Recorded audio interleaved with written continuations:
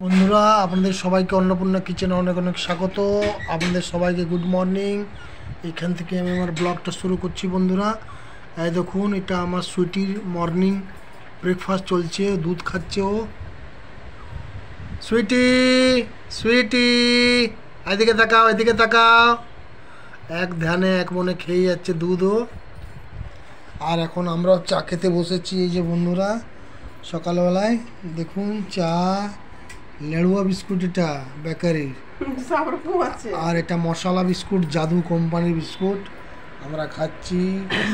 আর এদিকে মিসেসের সকাল সকাল স্নান হয়ে গেছে, আমার এখনো কিছু হয়নি। আমি চাটা খেয়ে দিয়ে যাব বাথরুম, স্নান করব, কেন আজকে শনিবার।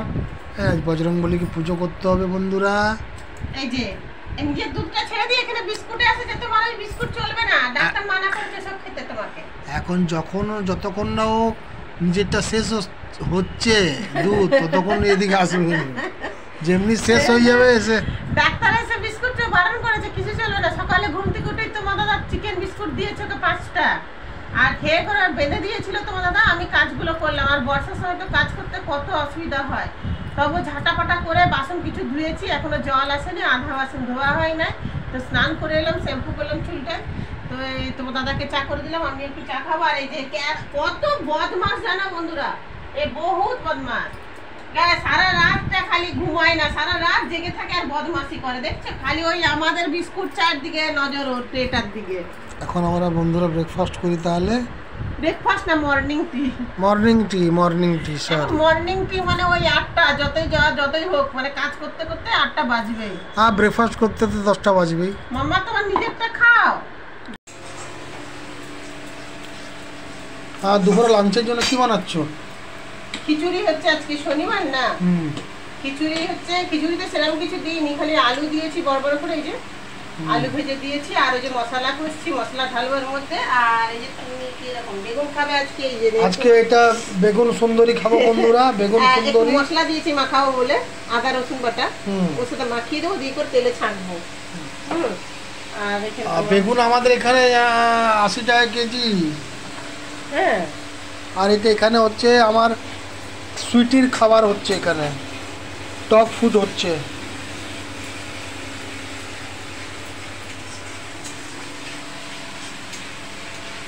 শনিবারের খিচুড়ি, তাই না?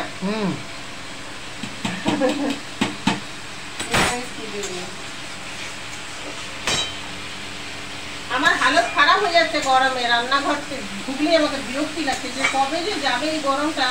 বেশ বসেছিলাম, ভালো লাগছিল, ফির আবার প্রচন্ড গরম, মানে অসহ্য লাগছে, মানে রান্না করতেই মন করছে না।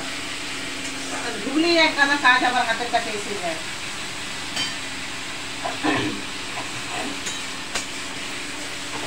দেখি এটা ওইটা হলো।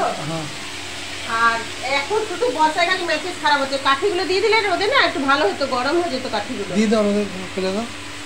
অনেক অনেক মেসেজ আছে, রোদে দিয়ে দিলে রোদে রোদ খেয়ে যেত।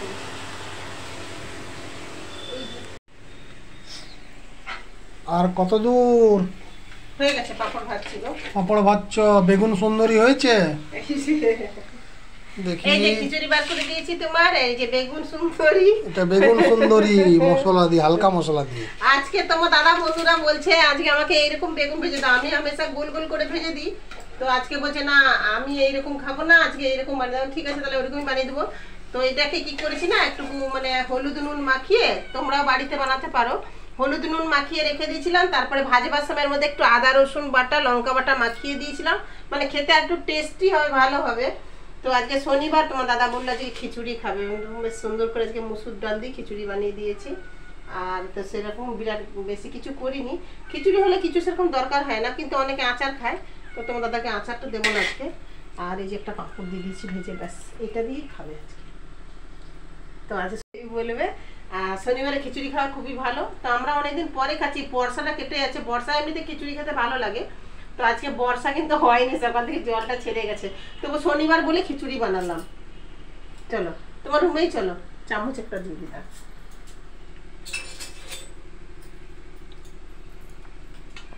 তাহলে বন্ধুরা লাঞ্চ করা যাক।